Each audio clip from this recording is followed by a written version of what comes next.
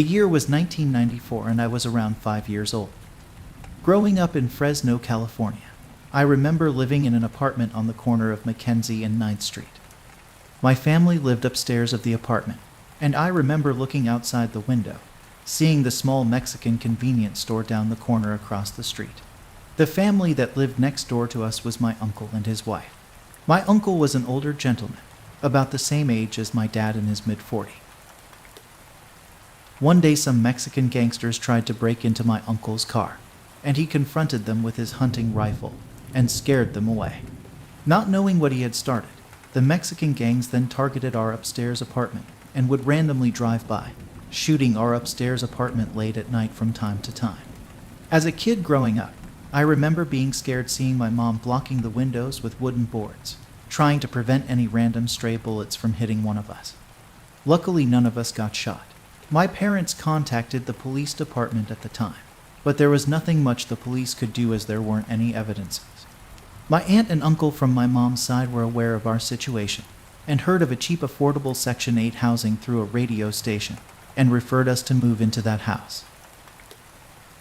The new house that we moved into was located on Mackenzie and 1st Street, just several miles down the street from where we had previously lived. When we moved into the new house, I remember my mom being so relieved and happy that we have escaped the terror of the drive-by shooting by the Mexican gang. One thing odd about the new house when we moved there was that half the wooden fences surrounding the house were already burnt, as if something had caught on fire before. My mom didn't take much into consideration at the time, and was just happy to leave our situation at the old apartment. Our new house was located right by the corner of Mackenzie and 1st Street by the intersection line. Across the street from our house was also a small Mexican taco store. The house has 4 bedrooms and 2 restrooms, which was perfect for our family of 7. After about a couple of months living in that house, my mom had her first paranormal encounter. My dad worked night shifts, so he couldn't be there with us some nights. On one occasion when my dad was not home for the night, my mom woke up in the middle of the night and saw a man in dark pitch black shadow standing in her room. At first glimpse, my mom thought that it was a burglar and was terrified that it might harm my baby brother, so she held on to him really tight. The pitch black shadow figure then slowly moved toward the closet door and disappeared. When my mom told my dad what she saw, my dad didn't really believe her and told her not to worry. My dad said the ghost or spirit will just probably linger around the house from time to time and will eventually go away because ghosts and spirits cannot stand the stench of human smells. My mom, being a good mom, didn't want to scare us, so she never mentioned it to us and just kept it to herself at the time. I had an older sister that attended Roosevelt High School. One day she was riding the bus with her class on a field trip. As they drove past our house on the main street of Mackenzie and 1st, the bus came to a stop at the intersection line. Some of her fellow classmates pointed to our house and said that it was haunted. My sister was curious, but she didn't think much about it at the time. Both my 2 older sisters shared a bedroom together. Late one night while they were asleep, my oldest sister woke up and saw a man in a dark pitch black shadow. It opened their bedroom door and entered the room. My sister said that it had on a cape-like coat similar to what Dracula the vampire wore, and leaped right on top of her. My oldest sister panicked. She was terrified and paralyzed, and couldn't move or make a sound. As she was struggling with this entity on top of her, she managed to break free and was able to turn her head to bite my other sister that was sleeping next to her, desperately trying to wake her up. The next day, my oldest sister asked her how come she didn't wake up and helped her when she was being attacked by the ghost. My other sister then replied that she saw it too, and felt my oldest sister biting her to wake her up, but she was too afraid and pretended to be dead asleep. When both my 2 older sisters told my mom of this incident, she gave them a traditional knife to place it under their pillow, which was a common belief to ward off evil spirits. In 1997, I was 8 years old when the movie Men in Black came out. Me and my 2 older brothers shared the same bedroom together. My oldest brother was listening to B95 music radio station, and the Men in Black song was playing at the time. As a kid, I was always afraid of ghosts and would often sleep with the blanket covering my head. On that specific night, I remember the Men in Black song playing on the radio station. As I was removing the blanket covering my head to get some fresh air, I turned to look at the door and there it was, just standing there. I remembered being so scared and stone cold frozen, just looking at this pitch black shadowy human figure. It was clearly a very tall man, almost as tall as the door, but I couldn't see his face at all. It was just plain solid black. I covered my head with the blanket again, and took a peek to look, and it was still standing there. I then turned to one of my older brothers that was sleeping next to me and pinched him, trying to wake him up. No matter how hard I tried to pinch him, he wouldn't wake up at all but just moved a little. When I told my parents what I saw, they gave me a traditional knife to place it under my pillow and ward off the evil spirit. My dad then told me to not be afraid of ghosts. He said that ghosts are afraid of humans too. He told me that our words are very powerful, and if we tell them to leave us alone, they'll go away. One night, my mom decided to stay up late sewing traditional clothes in the kitchen for us. As it was getting late around 1 a.m, the ghost made a whole bunch of noises and started pounding and knocking the kitchen cabinets and dishes. It scared the heck out of my mom, so she retreated back into her bedroom. As time passed by, my oldest brother got into the hip-hop street gang lifestyle. His friends would always come over to smoke marijuana and listen to rap songs. My brother also bought a big speaker and microphone. He and his friends would always stay up late and rap to songs and lyrics. Late one night while they were rapping, the ghost came and knocked on his bedroom window.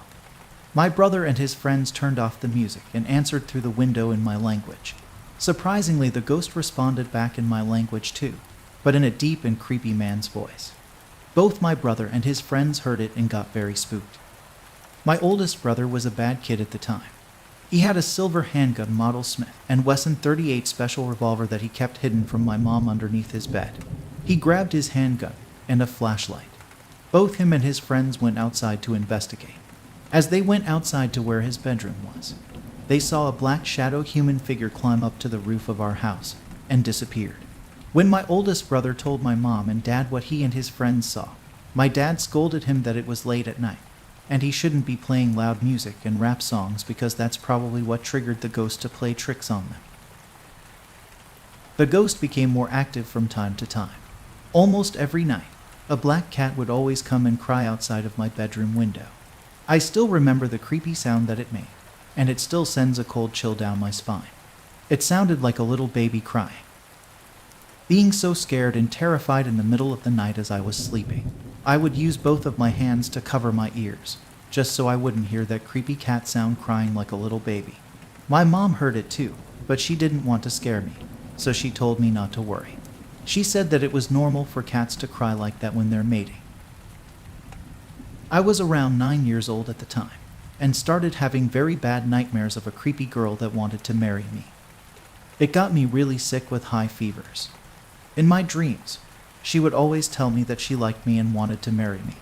I knew that she wasn't human, and I was always very afraid of her in my dreams. My dad finally decided to take matters to his own hands when I became very ill, weak and sick. Late one night he waited outside my bedroom window with his air gun pellet rifle for that black cat to show up so he could shoot it and kill it. My dad was a very traditional guy.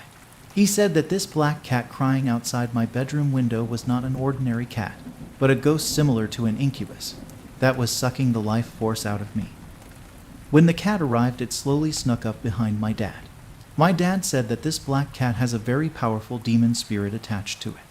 As it was sneaking up behind my dad, he was able to sense a goosebump chill running up his spine, and the hair on the back of his neck stood up. Before my dad could turn around to shoot the cat, it climbed up the wooden fence and escaped. After my dad scared away that black cat, I got better and was not sick anymore. The house felt normal from time to time again. However, one day my mom and uncle went out of town to the San Francisco Bay Area to catch crabs. One of my older sisters was already married at the time. She and her husband came to sleep over and babysit us at our house. My brother-in-law was asleep and said that he woke up to knockings on his door. He opened the door and saw me crying in the hallway. He said that I was afraid to sleep alone and wanted to sleep with them. My brother-in-law agreed. but said that it was weird because I wanted to sleep at the foot of the bed. He was asleep for a while and woke up to check to see how I was sleeping. He said that when he looked at the foot of the bed, I wasn't there anymore, but then all of a sudden, a man in pitch black shadow rose up from the end of the bed, smiling at him. My brother-in-law was petrified, saying that it was all black, like a shadow, but he was able to see the two glowing eyes.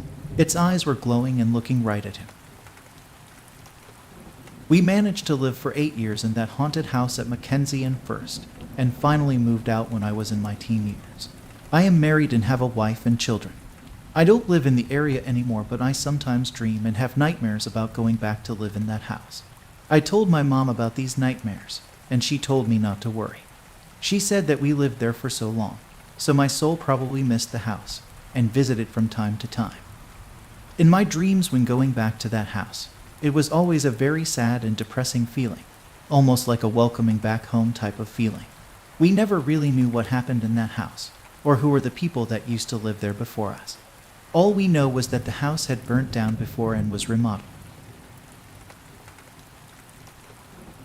Till this day, I'll never forget that haunted house in Fresno, California at Mackenzie and First Street.